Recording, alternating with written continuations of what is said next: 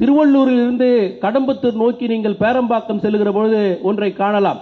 கடம்பத்தூரிலிருந்து சற்று 1 கிலோமீட்டர் தள்ளி போகிற பொழுது நீங்கள் இடதுபுறமாக பார்த்தீர்கள் மிக பிரம்மாண்டமான ஒரு வளைவு இருக்கும். அந்த வளைவிலே வைஷாலி நகர் என்று போட்டிருக்கும். அன்பிற்கினிய சகோதரர்களே, சற்றேறக்குறைய 17 ஏக்கர் நிலத்தை அண்ணன் அவர்கள் பார்க்கிறார்கள். கடம்பத்தூரில் மிக சமூக பற்றுள்ள அற்புதமான தாழ்த்தப்பட்ட மக்கள், பெருமளவு இருக்கிற மக்கள் வீடு கட்டுவதற்கான இடங்கள் கூட இல்லாமல் தவித்துக் கொண்டிருக்கிறார்கள் என்பதை உணர்கிறார்.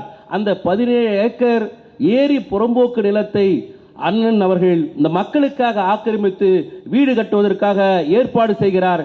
மிக ஒரு பிரம்மாண்டமான போராட்டத்துக்கு மத்தியில் அன்று இருந்த ஆசிம் அலி என்கிற IAS அவர்கள் இதை உடனடியாக இந்த ஆக்கிரமிப்பை உடனடியாக எவிக்ஷன் செய்ய வேண்டும், இவர்களை தூக்கி எறிய வேண்டும் என்று தொடர்ந்து முயற்சி செய்கிறார். ஆனால் அண்ணன் அவர்களுடைய அரணாக நின்று அண்ணனுடைய கடுமையான கள போராட்டத்தில் அண்ணனுடைய கடுமையான போராட்டத்தின் வாயிலாக ஆர்ப்பாட்டத்தின் வாயிலாக தொடர்ந்து அந்த ஆசிம் அலி IAS தொடர்ந்து முற்றுகை போராட்டம் நடத்தி அந்த 17 ஏக்கரையும் நம்முடைய தாழ்த்தப்பட்ட மக்களுக்காக மீட்டெடுக்கிறார்.